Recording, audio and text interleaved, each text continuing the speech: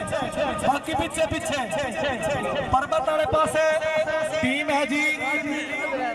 टीपू सुल्तान दी और दखने वाले पासे जी दाना डीपीओ हाथ खड़ा कर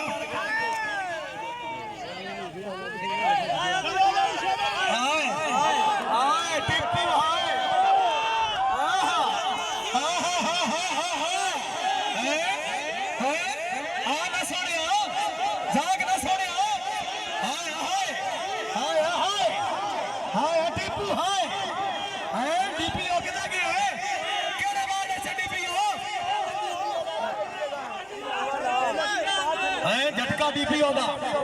डीपीओ इको पैसा ते घूगी मारदी जल्दी सिर्फ पेंसिल नाल वर्के ते घूगी मारनी हुंदी सिर्फ इको दी डीपीओ हां सिरा तो सही पे अंदर वडेरे हैं सिरा तो सही पे अंदर वडेरे हाजी यूनुस साहब समझो नासर गुजर साहब समझो हाफिज मकाम हाफिज रिजवान जट साहब असीम थोड़ा साहब समझो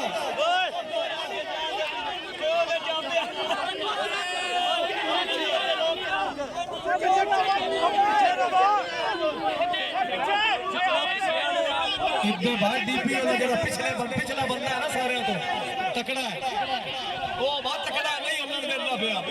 पिछला बंदा इधर पिछला बंदा बिल्कुल होना नहीं है रस्सा है ही बारह बंदे वाला रस्सा चिकना पहलवाना का काम है भाई जिन्हों का कम अज कम 200 किलो वजन होवे इतना टाइम होता ही नहीं है ओ पिछला भाई अल्लाह ने नहीं देता